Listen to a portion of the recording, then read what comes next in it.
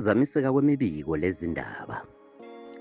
Ulimi, ukutolikwa kwalo, le ndlela amanga asatshalaliswa ngayo ngabomu.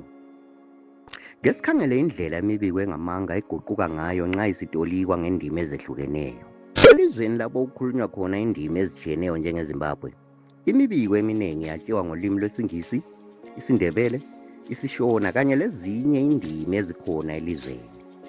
Kodwa ingcitshi zisixwayisa ukuthi umlayezo nxa usuguqulelwa kolunye ulimi wandise ukutshintshwa, okuyinto evulela amanga akhandwa ngabomu umnyango wokungena.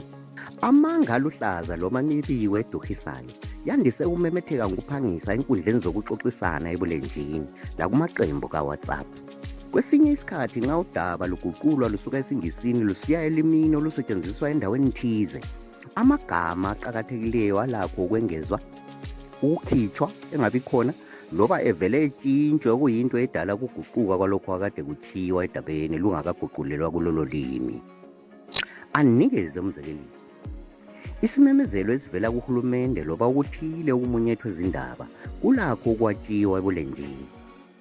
Kodwa nxa sekuguqulelwa kwezinye indimi kusathiwa kakutsha, kuyenzeka kube sekwengezelelwe lokungayisikho, sekusengelwe ezimithini. Kwesinye isikhathi uthola sekufakwe le ncazelo ebekade zingekho lapho kusungulwe khona udaba. Nxa sokwengezelelwe lamanga edabeni lulakho ukudala ukudideka kuzulu, ukwethuka loba kungabi lethemba, ikakhulu nxa iningi labantu lithembe zona lezo zindaba eseziguquliwe bengazange bebone ezethulwe ekuqaleni andubana ziguqulwe.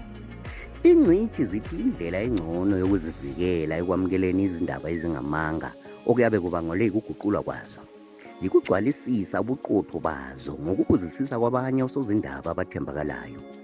Kungangcono udinge umbhalo wokuqala zingakaguqulwa, ube lesiqiniseko sokuhambelana kwazo zombili andubana wabelane labanye. Izindlela amanga asatshalaliswa ngabomu ngayo ebulenjini zihleli ziguquka njalo nje.